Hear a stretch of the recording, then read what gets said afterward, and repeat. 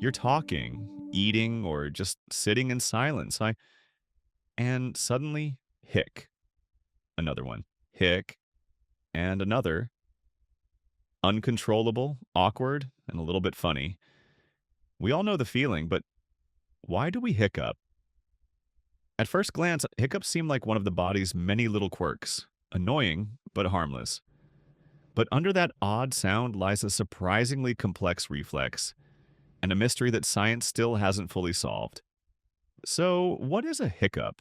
Medically speaking, it's a sudden, involuntary contraction of the diaphragm, the large muscle that sits just below your lungs and helps you breathe.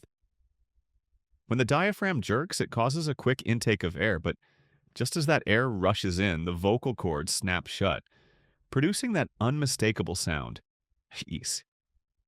This odd sequence can repeat several times per minute, sometimes for minutes, hours, or in rare cases, even days. So what sets it off? Well, lots of things. Eating too fast, swallowing air, spicy food, carbonated drinks, sudden temperature changes, excitement, anxiety, or even laughter. Anything that irritates or surprises the diaphragm or the nerves connected to it, mainly the phrenic and vagus nerves, can trigger a bout of hiccups. But here's the deeper question. Why does this reflex even exist?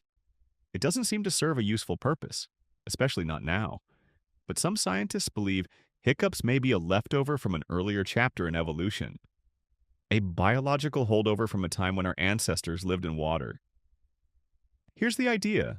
Fish and amphibians use a kind of muscular contraction to move water across their gills. This motion is similar to the hiccup reflex.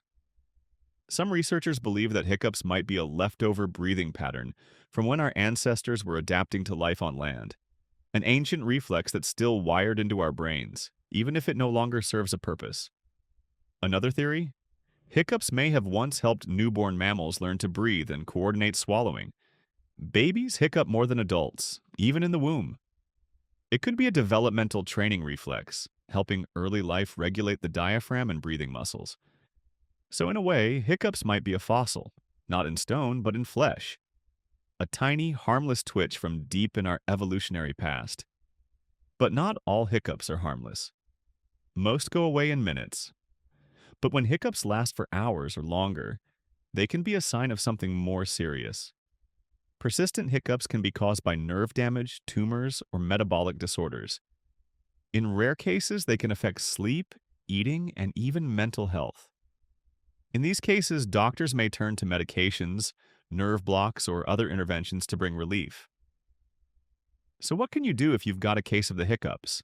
There's no guaranteed cure, but plenty of tricks. Hold your breath. Drink a glass of water upside down. Swallow a spoonful of sugar. Pull on your tongue. Scare yourself. Each method tries to interrupt the hiccup reflex, reset the diaphragm, or stimulate the vagus nerve. Sometimes they work, sometimes they don't. Hiccups often disappear as mysteriously as they arrived. So the next time you feel that tiny hic sneak up on you, remember this. You're not just dealing with an annoyance. You're hearing an ancient echo, a reflex older than your lungs, a leftover from a time when creatures first crawled from the sea. A hiccup is history, a whisper from within. And like so many things in the body, it's strange, unexpected, and a little bit wonderful. The sweeping insensitivity